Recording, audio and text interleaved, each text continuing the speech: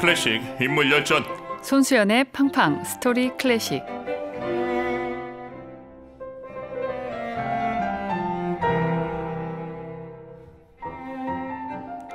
사랑하면 알게 되고 알게 되면 들립니다. 클래식 음악사의 한 획을 그은 특별한 연주자와의 만남. 드라마틱한 삶을 살았던 음악가의 인생과 음악 이야기가 있습니다. 매주 금요일 클래식 연주자들의 영화 같은 인생 이야기를 들려주시는 음악평론가 손수연 교수님, 안녕하십니까? 안녕하십니까? 한 주 동안 잘 지내셨습니까? 네, 잘 지냈습니다. 네, 우리가 시간이 지나면 이렇게 방송에 참 좋은 촉이 될 것 같아요. 네, 그렇습니다. 그렇죠. 네. 저희가 항상 시작할 때마다 네. 여러 가지 시그널 있지 않습니까? 예, 여러 가지 시그널이 있습니다. 자, 오늘 팡팡 스토리 클래식에서 만나볼 주인공은 다재다능한 연주자로 유명한 분 아닙니까? 네, 뭐 여러 가지가 있지만 그것보다 연주하는 걸 정말 즐기는 그런 멋진 바이올리니스트라고 생각합니다. 율리아 피셔입니다. 아, 이거 젊다고 해야 되나 중견이라고 해야 되나, 이제 벌써 40대 중반의 나이 연주자 아닙니까?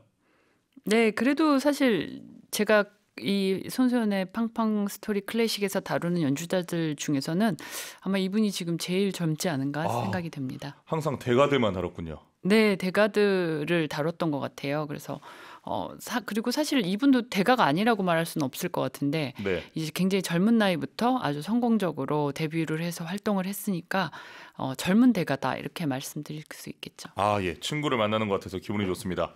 자, 율리아 피셔 좀 더 소개해 주시죠. 여제 계보의 후계자로 언급되는 분 아닙니까? 아, 그렇습니다. 힐러리 한, 또 야니 얀센하고 더불어서 바이올리니스트 트로이카로 요즘은 불리고 있는데요. 네. 정경화에서 안나 소피 무터로 이어지는 그런 바이올린 여제 계보의 어떤 후계자로 평가를 받는 명 연주자입니다. 네, 뭐 힐러리 한이나 야닌 얀센 이 두 사람의 바이올린은 이 악기를 제압을 해서 자신들이 원하는 톤, 볼륨 이런 것을 뽑아내게끔 뭔가를 조금 악기를 자신들에게 복종을 시키는 그런 느낌을 가진다면은 예. 이 율리아 피셔는 바이올린을 자신하고 굉장히 대등한 어떤 친구처럼 대우를 하면서 파트너로 대우하면서 바이올린이 가진 어떤 고유의 공명 이런 것을 최대한 발산시키는 그런 느낌을 줍니다. 소리가 크지는 않은데요. 굉장히 섬세하면서도 또 날카롭거나 예민하지 않은 아주 사랑스러운 음색을 들려주는 것이 율리아 피셔의 바이올린의 특징이라고 할 수 있습니다. 1716년째 스트라디바리우스를 사용을 하고 있고요. 또 1742년에 만들어진 과다니니도 함께 소유하고 있는 것으로 알려져 있습니다. 부럽습니다. 자, 특이한 게 바이올리니스트로서 이렇게 세계적으로 활동을 하고 있지만 피아노 연주가 수준급이라면서요.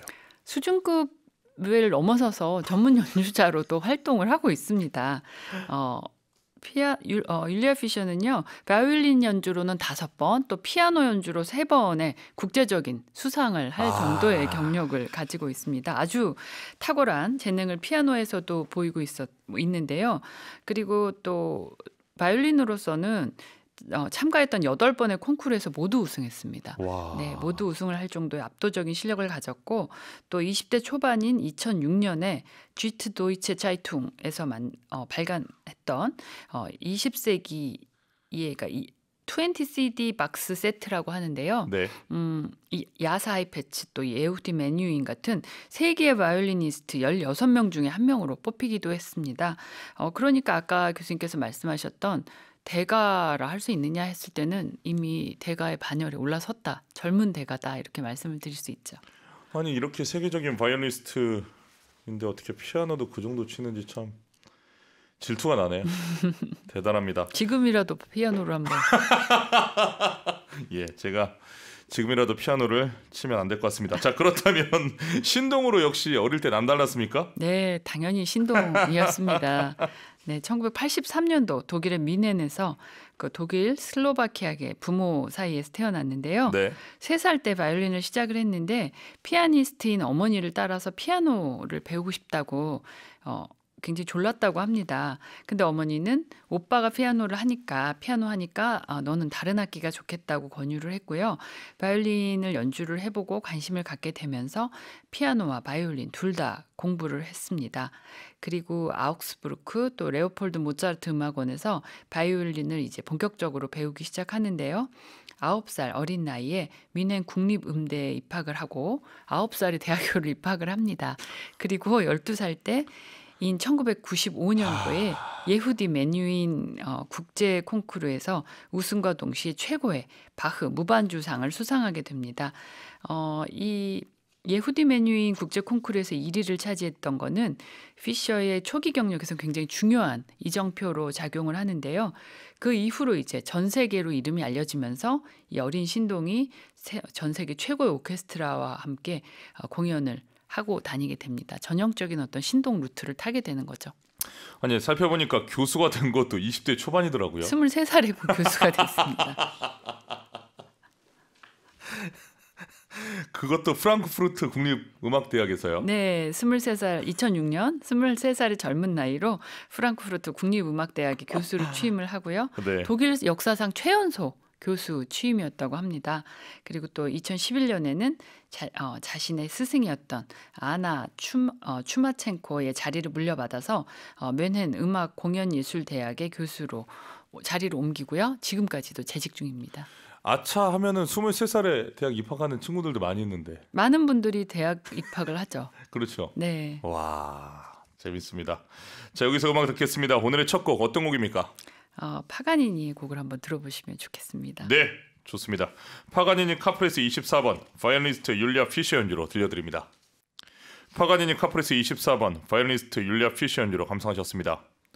앞서 말씀해 주신 것처럼 율리아 피셔는 바이올리니스트 외에 피아니스트로서 데뷔도 정확하게 하지 않았습니까? 언제입니까? 네, 율리아 피셔는 바이올린하고 피아노 두 악기를 모두 능숙하게 다루는 정말 몇 명 안 되는 연주자 중에 하나입니다. 네. 2008년에 독일의 프랑크푸르트 알테 오퍼에서 피아니스트로 데뷔 무대를 갔습니다.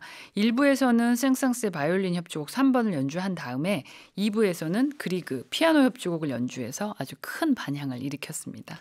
이 율리아 피셔를 보면은 요즘 이슈가 되고 있는 그 야구 선수 오타니 쇼헤이 같습니다. 네, 이도류. 아, 네. 예, 타자와 이 투수를 메이저리그에서 겸비한. 메이저리그의 무대에서 최고 수준을 보여주고 있는 이도류, 오타니 선수와 비슷한 것 같은데 지금도 피아니스트로 활동하고 있는 이 율리아 피셔, 특히 2023년 바흐트랙 통계에서 세계에서 가장 바쁜 바이올리니스트로 소개된 아우구스틴 하델리히와도 자주 연주를 하는 게 사실입니까? 네, 그렇습니다. 사실입니다. 와. 네. 정말 전문 연주자, 전문 피아노 연주자로도 활동을 똑같이 하고 있는데요.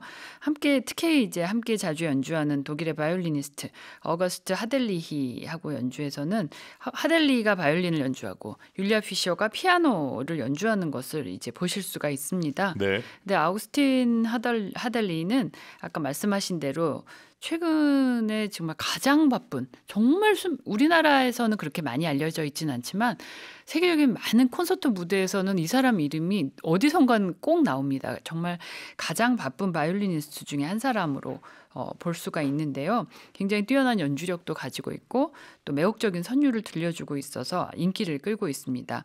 근데 이 연주자는 어렸을 때 집에 불이 나면서 피부에 아주 큰 화상을 입었고 또 여러 차례 그 피부 이식을 했다고 합니다.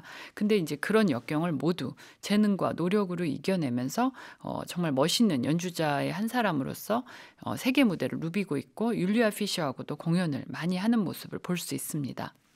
율리아 피셔의 저는 인품이 돋보인다고 생각을 합니다. 본인도 이미 세계적인 대가의 반열에 오른 바이올리니스트인데 이 반주자로서 이 하델리히와 함께 무대에 선다라는 것은 저는 대단한 것 같아요. 본인이 피아노를 더 하고 싶어하는 것 같습니다. 제가 볼 때는 바이올리니스트로서 낮춘다기보다도 뭔가 피아노를 조금 더 많이 할 수 있는 기회 이런 것들을 계속 지금 호시탐탐 노리고 있지 않나 이런 생각도 하게 됩니다. 그만큼 양쪽에서 뛰어난 재능을 보여주는 연주자입니다. 호시탐탐 돋보이네요. 네. 자, 여기서 두 사람의 연주 들어볼까요? 어떤 곡입니까? 네, 프랑크의 바이올린 소나타 A장조 1악장 한번 들어보시면 좋겠습니다. 특이하게도 바이올린은 어거스틴 하들리인데요. 피아니스트가 율리아 피셔입니다. 와, 기대됩니다. 프랑크의 바이올린 소나타 A장조 1악장, 바이올리니스트 아우구스틴 하델리히, 피아니스트 율리아 피셔 연주로 들려드립니다. 브라바! 프랑크의 바이올린 소나타 A장조 1악장, 바이올리니스트 아우구스틴 하델리히, 피아니스트 율리아 피셔 연주로 감상하셨습니다. 바이올리니스트 율리아 피셔, 내한 공연에서 우리 관객들을 만나서 또 강한 인상을 남기지 않았습니까? 네, 우리나라에는 자주 찾는 연주자 중에 한 사람인데요. 네. 이 율리아 피셔의 피아노 연주를 직접 보신 분들이 아마 우리 지금 청취자분들이나 우리나라 관객분들 중에서는 꽤 계실 겁니다. 2016년 10월에 예술의 전당 콘서트홀에서 리사이트를 열었는데요. 네. 본 공연은 바이올린으로 하고 앙콜 공연은 피아노로 연주를 했습니다. 그리고 또 2019년 3월에 예술의 전당에서 런던 필하모닉하고 협연을 하면서 일부에서 이제 맨델스존의 바이올린 협주곡을 연주해서 청중들한테 큰 박수를 받았고요. 2부에서는 제1바이올린 객원단원으로 가장 뒷줄에 앉아서 또 브람스 교향곡을 함께 연주를 하기도 합니다. 이 사실을 현장에서는 사실 아는 사람보다 모르는 사람이 더 많았다고 합니다. 대부분 공연이 끝나고 알게 됐다고 하는데요. 이런 정말 젊은 연주자답게 아주 유연한 그런 매력적인 모습을 보여주고 있습니다. 협연할 때는 이제 드레스를 입고 나와서 연주를 하고서는 협연이 끝났을 때는 수수한 그런 오케스트라 단원처럼 검정색 옷을 입고 나와서 조용하게 이 보일 듯 말 듯 활을 켜고 있었기 때문에 사람들이 저 사람 혹시 이런데 이제 독보적인 아우라는 아마 무대에서 선을 보였겠죠. 근데 어찌 됐거나 이 알아보는 사람은 알아보고 모르는 사람 끝까지 모르는 그런 아주 재미있는 무대가 연출이 됐다 합니다. 피셔가 연주한 바이올린 협주곡 중에서 뭐 많이 있지만 그 중에서도 한 곡을 추천한다면 어떤 곡을 교수님 추천해 주시겠습니까? 드보르작의 바이올린 협주곡을 추천을 드리고 싶습니다. 와우. 네, 드보르작은 40살을 전후로 이제 세상에 명성이 알려진 정말 대기만성의 그런 음악가였는데요. 네. 한 걸음씩 대가의 위치로 나가고 있었을 때의 작품이 바로 이 바이올린 협주곡입니다. 후기 작품에서 보이는 어떤 특유의 그런 경지는 아직 열리지는 않았습니다만은 그런 보헤미아의 아주 강렬한 색채, 분위기 이런 것들도 많이 보이지는 않습니다. 이 곡에서는. 그런데 이제 주요 선율 속에서도 이 드보르작의 출신 지역인 보헤미아 민요의 자취도 나오고 향토풍의 어떤 무곡의 그림자가 나타나고 있는 아주 서정적으로 가득 찬 그런 작품입니다. 율리아 피셔가 이 작품을 굉장히 화려한 기교나 세련된 감성도 있지만 아주 우아하고 따뜻한 선율로 연주하고 있기 때문에 한번 들어보시면 좋겠다는 생각이 듭니다. 네, 이 곡 지금 듣겠습니다. 드보르자크 바이올린 협주곡 A단조 작품으로 53 1악장을 바이올리니스트 율리아 피셔, 데이비드 짐먼이 지휘하는 취리 턴할레 오케스트라 연주로 듣겠습니다. 드보르자크 바이올린 협주곡 A단조 작품으로 53 1악장을 바이올리니스트 율리아 피셔, 데이비드 짐먼이 지휘하는 취리 턴할레 오케스트라 연주로 감상하셨습니다. 율리아 피셔 본인이 특히 좋아하는 작품이나 작곡가가 있을까요? 율리아 피셔는 정말 많은 작곡가들의 작품을 좋아한다고 아마 말할 겁니다. 음악을 너무너무 즐기는 사람이기 때문에. 네. 근데 이제 그 레파토리를 보시면 비발디나 바흐의 작품에서부터 이제 낭만주의 시대에 이르기까지 아주 방대한 레파토리를 다 소화하고 있습니다. 근데 그 중에서도 특히 그 스페인 출신의 바이올리니스트이자 작곡가였던 파블로 데 사라사테의 곡에서 영감을 굉장히 많이 받는다는 이야기를 했습니다. 율리아 피셔는 저는 즐거움과 열정을 가지고 소통을 하기를 원해요.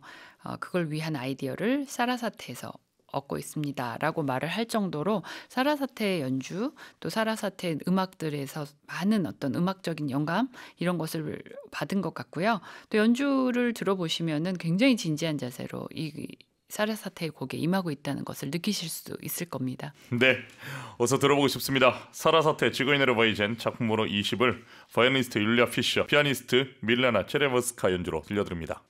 사라사테 지고이네르 바이젠 작품으로 20을 바이올리니스트 율리아 피셔, 피아니스트 밀라나 체르냐브스카 연주로 감상하셨습니다. 율리아 피셔, 앞으로의 활동도 정말 기대되는 연주자인데요. 피셔에게 음악은 어떤 대상일까요? 피셔는 인터뷰에서 이런 말을 한 적이 있습니다. 음악에 중독이 되어 있다. 본인이? 네, 중독이 되어 있고 근데 그렇다고 해서 자기가 직접 꼭 무대에 설 필요는 없다고 생각을 한다. 듣는 사람으로서만으로도 굉장히 기쁘고 어허. 또 일주일 동안 콘서트에 가지 않을 수는 없다. 이제 가서 음악을 연주를 하거나 음악을 듣거나 이거를 꼭 해야 된다고 생각을 한다고 하는데요.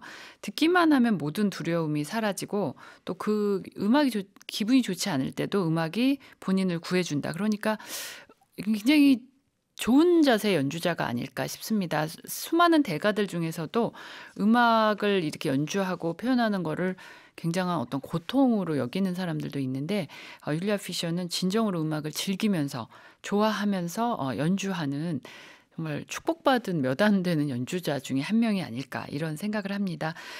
연주자이면서 동시에 뭐 듣는 청중으로서도 하여튼 음악 자체를 즐기는 그런 사람이다 이렇게 생각할 수 있겠죠. 인상적입니다. 본인이 직접 무대에 서지 않아도 듣는 사람으로도 네, 그것만으로도 좋다. 기쁘다. 네, 그 얘기하고 있습니다.